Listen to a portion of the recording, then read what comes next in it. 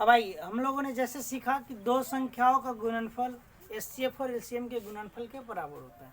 अगर हम तीन संख्या दें, पहली संख्या, दूसरी संख्या, तीसरी संख्या, इनके बीच क्या रिलेशन होता है? मान लीजिए पहली संख्या 4x है, दूसरी संख्या 4y है, तीसरी संख्या 4z। तो एचसीएफ हमारा क्या होगा? एचसीएफ हमारा सब में क्या कॉमन है? 4 है, तो 4 एचसीएफ होगा। एलसीएम क्या होगा इसका? एलसीएम तो 4।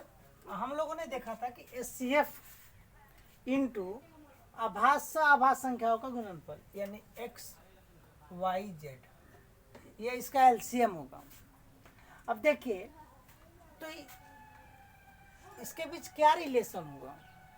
तो देखिए फर्स्ट, सेकेंड, थर्ड, तीनों संख्याओं का गुणनफल जो बराबर होगा वह इन दोनों के गुणनफल के बराबर होगा। अब यहाँ देखिए जैसे कैसे, 4 चौका 16, 16 चौका 64, एक्स वाई जेड, यहाँ गुना करेंगे 4 चौका 16। अब 16 आया हमारा, सिर्फ हमें लाना कितना है? 64। एक्स वाई जेड तो आ गया, हमें लाना कितना है? 64। इसका मतलब है कि हमें 4 का स्क्वायर करना होगा। तो 4 चौका 16, 16 चौका 64, यानी कि तीनों संख्याओं का गुणनफल एचसीएफ का स्क्वायर गुना एलसीएम होगा। तीनों संख्याओं का गुणनफल जो होगा एचसीएफ के स्क्वायर गुना एलसीएम के बराबर होगा। तो हम लोगों ने रिलेशन सीखा कि तीन संख्याओं का गुणनफल जो होता है एचसीएफ के स्क्वायर गुना एलसीएम के बराबर होता है। आइए अब एक क्वेश्चन है कि इतना का एचसीएफ ज्ञात करना है। ये हमें 3 नंबर दिया है। पहला नंबर दिया 2 का स्क्वायर, 3 का क्यूब, 5। दूसरा नंबर दिया 2 का क्यूब, 3 का स्क्वायर, 5 का स्क्वायर, 7 का। तीसरा नंबर दिया 2 का स्क्वायर, 5 का क्यूब, 7 का पावर 5। और एचसीएफ बताना है हमें। अब एचसीएफ हम कैसे निकालेंगे ये समझते हैं। ये पहला नंबर हो गया, ये दूसरा नंबर हो गया, ये तीसरा नंबर हो गया। इसमें हमें एचसीएफ बताना है, ये हमारा ऑप्शन है। अब एचसीएफ क्या होगा? एचसीएफ का मीनिंग क्या होता है? एचसीएफ का मीनिंग होता है कि जो सब में शामिल है उसमें बड़ी से बड़ी संख्या को लेना है हमें। अब देखिए इसमें 2 शामिल है, इसमें भी 2 शामिल है, इसमें भी 2 शामिल है, सब में 2 शामिल है, सब में 2 शामिल है। तो सब में 2 शामिल है। अब एक बात समझो, थोड़ा सा एक डिटेल सी बात समझ लो। 2 का स्क्वायर का मतलब क्या होता है? 4। 2 का क्यूब का मतलब क्या होता है? 8। 2 का स्क्वायर का मतलब क्या होता है? 4। इसका एचसीएफ क्या होता है? एचसीएफ का मतलब होता है कि ऐसी बड़ी से बड़ी संख्या जो दी गई संख्याओं को विभाजित कर दे। तो 4 है जो इन सबको काटेगा। तो 4 का मतलब क्या होता है? 2 का पावर 2।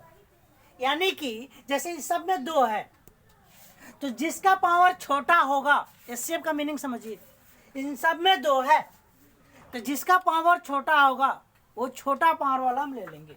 जैसे 2 का पावर 2 ले लेंगे। सबसे छोटा पावर क्या है? 2 का पावर 2 है, मैंने 2 का पावर 2 ले लिया। अब देखिए 3 सब में है तो सबसे, सॉरी इसमें नहीं है, 3 नहीं है सब में, तो हम 3 नहीं लेंगे, ठीक है। अब देखिए 5 सब में है, इसमें भी है, इसमें भी, इसमें भी नहीं है, इसमें है। 5 सब में है तो सब जो सब में शामिल होगा उसी को लेंगे। जैसे 2 सब में था। अब क्वेश्चन ये बनता है कि भाई 2 का पावर 2 है, 2 का पावर 3 है, 2 का पावर 2 है, तो ले कौन सा? तो 2 का पावर 2 सबसे छोटा है, तो सबसे छोटा पावर वाला, सब में जो शामिल है उसमें सबसे छोटा पावर वाला लेते हैं। सबसे छोटा पावर 2 का पावर 2 है, ले लिया मैंने। 3 सब में शामिल नहीं है, 3 की चर्चा नहीं करेंगे। एचसीएफ का मतलब होता है जो सब में शामिल होना चाहिए। 5 देखते हैं, 5 सब में शामिल है तो सबसे छोटा पावर वाला लेंगे। तो सबसे छोटा पावर ही लिया 5 का पावर 1, यहाँ 1 लगा लो। अब 7 भी सब में शामिल है, सबसे छोटा पावर लेते हैं तो यहाँ 7 का पावर 1। ये हमारा आंसर हो गया। अब यहाँ से आप कैलकुलेशन करना चाहते तो कर लो। 2 का स्क्वायर 4, 4 में 5 से गुना करेंगे, 5 का 20, 20 में 7 से गुना करेंगे। सॉरी 1 मिनट, सॉरी यहाँ मिस्टेक हुआ, यहाँ 7 का पावर 4 है, 7 का पावर 4 है। तो सब में 7 है, सब में 7 है तो छोटा पावर कौन सा है? 7 का पावर 3 है, यहाँ 7 का पावर 3 ले लेंगे। अब देखिए इसको कैलकुलेशन करना है इसका। अब जैसे 2 का स्क्वायर 4, 4 में 5 से गुना करेंगे 20। अब 7 का पावर क्यूब क्या होता है, 7 का क्यूब क्या होता है। अब बहुत लोगों को तो 7 का क्यूब पता भी नहीं है। जैसे 7 7 है 49, फिर 49 में 7 से वो मल्टीप्लाई करेंगे, है ना। तो अब 7 का क्यूब क्या होता है, अब बहुत सारे बच्चों को नहीं पता होगा तो ऐसे करेंगे भाई 49 में 7 से मल्टीप्लाई करेंगे। 7 चौका 28 और 6 कितना होता है भाई 234, 343 होगा। अब देखिए, अब ज़्यादातर बच्चों को क्यूब और स्क्वायर याद होना चाहिए। कम से कम क्यूब तो 30 तक याद होना चाहिए, स्क्वायर 50 तक याद होना चाहिए।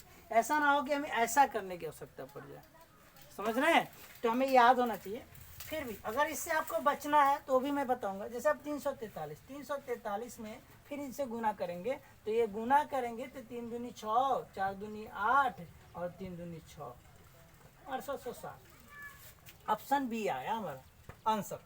लेकिन एक बात समझिए, ऐसे हम नहीं करेंगे। कैलकुलेशन करने में हमें टाइम लग रहा है। अगर एक और थोड़ा सा लंबा कैलकुलेशन दे दे तो हमें पता चला कि कैलकुलेशन करने में ही हमारा 1 मिनट लग जाएगा। बाकी ये सब तो काम करने में अलग की बात है, इतना करने में ही हमें 1 मिनट लग जाएगा। लेकिन हमें क्वेश्चन मात्र 5 से 10 सेकंड के अंदर बनाना है। तो अब वो कैसे बनाएंगे ये देखते हैं। बड़ा ईजी है, पहले एक बार समझिए बात को, फिर हम स्पीडली कैसे बताएंगे वो देखना। हमने देखा यहाँ से ही आपको आंसर लाना है, बिना मल्टीप्लाई किए। आप चाहते हैं कि हम नहीं मल्टीप्लाई करें, डायरेक्ट आंसर लाए, तो आप डायरेक्ट आंसर कैसे लाइएगा देखो। जैसे देखिए ये बात है, यानी कि ये 2 है 5 है 7 है, यानी जो संख्या हमें प्राप्त होगा इसके गुणनफल जो प्राप्त होंगे, जैसे हमें 68 60 प्राप्त हुआ ना, इसका गुणनफल जो भी प्राप्त होगा वो कन्फर्म है कि 2 से भी कटेगा, 5 से भी कटेगा और 7 से भी कटेगा। हमने देखा सब 2 से कट रहे हैं, सब 5 से कट रहे हैं, लेकिन क्या सब 7 से कट रहे हैं ये देखना हमें। ये 7 से कटेगा, हमने बताया लास्ट का 3 स्टेप छांटो, यानी 0 6 0, इसमें 7 घटा दो, कितना आएगा 53। ये 7 से कटेगा, नहीं कटेगा, ये नंबर 7 से नहीं कट रहा है। जब ये 7 से नहीं कटेगा तो इसका मतलब कि इसका मल्टीपल नहीं हो सकता है, क्योंकि मल्टीपल में क्या है 7 है, गुना में क्या है 7 है। तो 7 जब गुना में है तो कंफर्म है तो गुणनफल भी 7 से कटेगा। जैसे गुणनफल इसका 7 से कटना चाहिए, ये 7 से नहीं कट रहा है, इसका मतलब है कि ये इसका आंसर नहीं होगा। जब इसका हम गुना कर रहे हैं जो संख्या प्राप्त होगा वो, जैसे हमने बोला 2 गुना 5, 2 गुना 3 तो 6 आया। तो मैंने बोला कि इसका गुणनफल में क्या है, गुना में क्या है 3 है, तो कंफर्म है कि जो यहाँ नंबर आएगा 3 से कटेगा ही कटेगा, कटना चाहिए। यहाँ मैंने 2 गुना 3 किया तो 6 आया, इसका मतलब है कि 3 यहाँ है और 2 है, 2 और 3 का गुना किया और जो गुणनफल प्राप्त हुआ वो 2 और 3 से कटना चाहिए, यहाँ कटना चाहिए। अगर यहाँ नहीं कट रहा है, अगर मान लो 7 है या 3 से नहीं कट रहा है तो इसका मतलब 7 नहीं हो सकता, इसका गुणनफल 7 नहीं हो सकता। उसी तरह इन सब का गुणनफल जो आएगा इन सब से कटने वाला होगा। तो यहाँ 7 से हमने देखा कि 7 से नहीं कट रहा है, यह नहीं होगा आंसर। यहाँ मैंने देखा 960 है, 960 में से 6 घटा दो, 954 हुआ। 954 7 से कट रहा है, एक चेक कर लेते हैं। 7 एकम 7, 2, 7 तिरका 21, 4, ये नहीं कटेगा 7 से। ये देखते हैं 760 है, 760 में से 6 घटा दो, 754 आएगा। 754 7 से कटेगा नहीं कटेगा भाई, मैंने कैसे बता दिया, 7 एकम 7 और 54 बचा जो 54 7 के टेबल में नहीं आता है। ये देख लो 860 है, 860 में 7 घटाया तो 854 हुआ। 854 7 से कटेगा, ये चेक कर लेते हैं। 7 एकम 7, एक आया 7 दूनी 14, एक गया 7 दूनी 14, कट रहा है ना, तो ये नंबर भी 7 से कटेगा। अब एक बात समझिए, इसको आप डायरेक्टली कैसे बनाओगे ये बात समझना है। हमें इतना लिखना नहीं है, इतना कुछ नहीं करना, इतना हमें कुछ नहीं करना है, ये सारी बातें बकवास है, इतना करना ही नहीं है। हमें डायरेक्ट क्वेश्चन देखना है। ये फर्स्ट नंबर हो गया, ये सेकंड नंबर हो गया, थर्ड नंबर हो गया, ये आपको कुछ नहीं करना है, ये आपको समझाने के लिए इतना किया गया। बस आपको करना क्या है, ये देखो, आपको डायरेक्ट यहीं पे आंसर दे देना है। मैंने देखा सब में 2 है, यानी जो नंबर हमें प्राप्त होगा, इसका जो एचसीएफ प्राप्त होगा वो सबसे 2 से कटना चाहिए। सब में 2 है, इसमें भी 2 है, इसमें भी 2 है। तो देखा मैंने सब 2 से कट रहा है, क्योंकि सबके लास्ट में 0 है, सम संख्या है, तो ये 2 से कटेगा ही कटेगा। फिर सब में क्या है भाई, इसमें भी 5 है, इस 3 सब में नहीं है, लेकिन 5 सब में है, सब में 5 है, इसका मतलब है कि जो संख्या प्राप्त होगा वो 5 से कटना चाहिए। मैंने देखा सब में लास्ट में 0 है, यानी सब 5 से कटेगा। अब यहाँ तो सोचना ही बेकार है, 2 के बारे में नहीं सोचना, 5 के बारे में नहीं सोचना है। अब हमें देखना है 7, इसमें भी 7 है, इसमें भी 7 है, इसमें भी 7 है, यानी जो संख्या प्राप्त होगा वो 7 से कटेगा। अब जो ऑप्शन 7 से कटेगा वो हमारा आंसर हो जाएगा। इतना आपको करने में भाई साहब 10 सेकंड से ज़्यादा नहीं लगना चाहिए, और इस तरह से हमारा आंसर क्विकली आ जाएगा। अगर हम इतना कैलकुलेशन करना चाहें तो काफ़ी लंबा टाइम लग जाएगा हमें, ये इतना कैलकुलेशन करने की आवश्यकता नहीं, लेकिन समझने के लिए, आपको प्रैक्टिस करने के लिए ये सारी बातें आपको समझना पड़ेगा, तभी जाके आपको समझ में आएगा। जैसे हम लोगों ने एचसीएफ में सीखा, अभी एचसीएफ सीखा था, अब देखिए एलसीएम। जैसे ये देखिए इसका एलसीएम ज्ञात करें। एलसीएम का मतलब होता है जैसे एचसीएफ में कि जो कॉमन है उसमें छोटा पावर लेना था। एलसीएम में है कि जैसे पहला संख्या दिया 2 का स्क्वायर, 3 का स्क्वायर, 5, 7। दूसरा संख्या है 2 का क्यूब, 3, 5 का स्क्वायर, 7। तीसरी संख्या है 2, 3, 7, 11। तो एचसीएफ इस एलसीएम में कॉमन क्या है, तो 2 कॉमन है, 2 कॉमन है। तो जैसे हमने एलसीएम में एचसीएफ में देखा था कि कॉमन है तो छोटा पावर लेना था, इसमें सबसे बड़ा पावर लेना है। सबसे बड़ा पावर 2 का क्यूब, 3 भी कॉमन है, सबसे बड़ा पावर 3 का स्क्वायर, 5 कॉमन नहीं है। अब यहाँ एक बात होता है, जो कॉमन है और जो कॉमन नहीं है सब लेना है इसमें। जैसे 5 का स्क्वायर लेंगे। एचसीएफ में सिर्फ कॉमन वाला लेते हैं, एलसीएम में जो कॉमन है उसको तो लेना ही है, जो कॉमन नहीं है उसको भी लेना है। अब देखो 7 सब में 7 ही है तो 7 ले लेंगे, उसके बाद 11। अब ये हमारा एलसीएम हो गया। अब इन सबको मल्टीप्लाई करना होगा। अब इन सबको मल्टीप्लाई करने में काफ़ी टाइम लगेगा हमें, चाहे अब किसी भी टेक्निक से मल्टीप्लाई करें फिर भी हमें टाइम लगेगा। तो इसे आसानी से हम कैसे सॉल्व करें, यहाँ डीएस का भी इस्तेमाल कर सकते थे, डिजिटल सम का इस्तेमाल कर सकते थे, उससे भी आप इजीली बना सकते हो। और यहाँ कैसे, अब देखिए हम डायरेक्ट ऑप्शन से बनाएंगे, ये समझते हैं।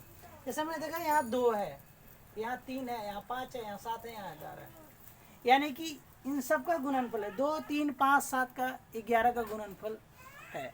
यानी कि ये जो इनका गुणनफल प्राप्त होगा वो 2 से भी कटेगा, 3 से भी कटेगा, 5 से भी कटेगा, 7 से भी कटेगा, 11 से भी कटेगा। हम देखते हैं 2 से कौन कट रहा है, सब 2 से कट रहा है। हम देखते हैं 3 से कौन कट रहा है, यहाँ देखते हैं ये 3 से कटेगा, ये भी 3 से कटेगा, ये भी 3 से कटेगा, ये 3 से नहीं कटेगा।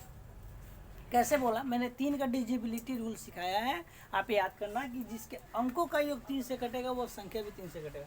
जैसे देखो 9 तो 3 से कट रहा है, लेकिन 7 3 से नहीं कट रहा, इसलिए 3 से नहीं कटेगा। यहाँ 7 2 9 कट रहा है, ये भी 9 कट रहा है, ये 7 2 9 कट रहा है, ये 9 भी कट रहा है, 7 2 9 कट रहा है, 9 कट रहा है, तो यानी ये 3 से तीनों ऑप्शन कट रहे हैं।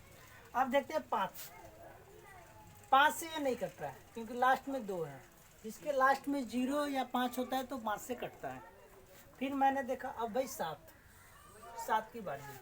अब 7 देखो, इन दोनों ऑप्शन में आंसर हमारा कौन होगा। 7 से देखने से पहले हम 11 से देख लेते हैं। 11 से देखने का मतलब एक डिफरेंट करके, और यहाँ भी देखेंगे ये भी 11 से कट रहा है और ये भी 11 से कटेगा क्योंकि एक डिफरेंट करके कट रहा है 11 से। 7 से ही देखते हैं। अब 7 का क्या टेक्निक है कि लास्ट का 3 अंक छांट लेंगे, लास्ट का 3 अंक छाटेंगे, यानी 970 में 20 माइनस करेंगे, कर दिया मैंने, 920 आया, 50 आया, 7 से कटेगा ये देखेंगे। 7 एकम 7, 2, 7 3 का 21, 3 नहीं कट रहा, ये संख्या 7 से नहीं कट रहा, यानी कि ये आंसर होगा। आप इसे चेक कर सकते हैं। 970 में से 200 घटा दूँ तो 770 होगा, 770 यानी कि 77, 7 से कट रहा है, ये संख्या भी 7 से, ये टोटल संख्या भी 7 से कटेगा। देखिए अब आप समझिए बात को, आपको ये लिखने की कोई आवश्यकता नहीं थी। कैसे छांटना है ऑप्शन ये देखते हैं। सब में 2 है, सब में 2 है या नहीं है, जो शामिल है उसको भी लेना है, जो शामिल नहीं है उसको भी लेना है। तो आपको ये सिर्फ देखना है कि 2, 3, 5, 7, 11 संख्या है, इन सब का गुणनफल हमें प्राप्त ही जो गुणन इन सब का गुणनफल ही हमारा एलसीएम होगा। तो हमें ये देखना इन सबसे कौन सी संख्या कट रहा है। 2 से देखा मैंने, ये नहीं कट रहा। 2 से देखा मैंने, सब कट रहा। फिर मैंने 3 से देखा, 3 से ये नहीं कट रहा। फिर मैंने 5 से देखा, ये नहीं कट रहा। 2 ऑप्शन तो मेरा ऐसे छट गया। फिर बच्चा 2 ऑप्शन 7 से चेक कर लेंगे, जो आंसर होगा, जो कटेगा वही आंसर हो जाएगा। तो इस तरह से आप क्विकली जो है क्वेश्चन को सॉल्व कर सकते हैं। अब आइए नेक्स्ट क्वेश्चन, लैंग्वेज का क्वेश्चन देखते हैं। जैसे एक क्वेश्चन है, देखिए, 2 संख्या a और b का एचसीएफ 12 है। यदि a और b धनात्मक पूर्णांक है और a से बड़ा b है, b से बड़ा 12 है, सॉरी b a से बड़ा b है, b से बड़ा a है और b जो है 12 से बड़ा है, यानी 12 से बड़ा वैल्यू किसका आएगा, b का, और b से बड़ा वैल्यू किसका आएगा, a का। तो a और b की कम से कम मान क्या होगा। अब इस क्वेश्चन को हम चाहें तो बिना सॉल्व किए ऑप्शन से डायरेक्ट आंसर बना सकते हैं। इसी से देखिए, यहाँ एक बात बोला कि जो a और b का जो वैल्यू होगा वो 12 से बड़ा होगा। तो ये 12 वाला तो हो ही नहीं सकता, चाहे a का वैल्यू हो चाहे b का वैल्यू हो, क्योंकि a और b का वैल्यू 12 से बड़ा होना चाहिए। 13, 14, 15, 16, 17, 18 होगा, जो भी हो, लेकिन 12 नहीं होगा। तो यहाँ 12 दिया है a का वैल्यू, कभी हो नहीं सकता। यहाँ b का वैल्यू 12 दिया, ये कभी नहीं हो सकता, क्योंकि b का वैल्यू जो है 12 से बड़ा होना चाहिए। और यहाँ इसलिए गलत है क्योंकि ये b से बड़ा, यह b का वैल्यू है और ये a का वैल्यू है, और b से बड़ा a है, यहाँ b से बड़ा, ये यहाँ b से छोटा a है, इसलिए गलत है। और 12 भी नहीं हो सकता है। यहाँ देखिए, यहाँ बोला यह b है और यह a है, तो b से बड़ा a होगा, लेकिन यहाँ b से छोटा a है, इसलिए ये आंसर नहीं होगा। यहाँ देखिए, b से बड़ा a है और ये 12 से भी बड़ा है, ये आंसर होगा। ये हमारा 12 से बड़ा b है, b से बड़ा a है, इसलिए आंसर होगा, बाकी आंसर नहीं होगा।